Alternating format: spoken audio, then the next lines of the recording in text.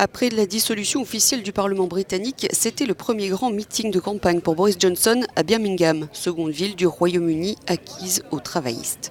Devant quelques centaines de militants conquis par son discours pro-Brexit, le Premier ministre conservateur a une nouvelle fois raillé le Parlement en promettant le Brexit si les Tories remportent les élections.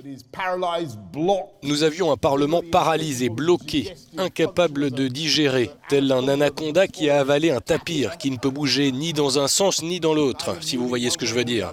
Ce Parlement refuse juste que le Brexit ait lieu. Mais ces 5 semaines de campagne auraient pu mieux commencer pour les conservateurs. Le ministre chargé du Pays de Galles, Alan Kearns, a dû démissionner, accusé d'avoir caché qu'il connaissait le rôle joué par un de ses collaborateurs pour faire s'effondrer l'accusation dans un procès pour viol.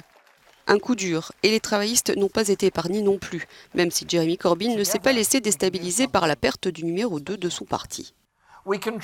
Ensemble, nous pouvons faire quelque chose de spectaculaire. Nous pouvons transformer les espoirs des citoyens par l'inclusivité de notre campagne et notre détermination, afin que personne ne soit laissé pour compte.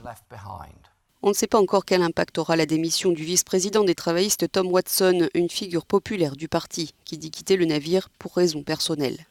Conservateurs ou travaillistes, Tories ou Labour, le choix des électeurs britanniques peut aussi se porter sur les petits partis, comme les europhiles libéraux-démocrates de Joe Swinson ou le parti du Brexit de Nigel Farage.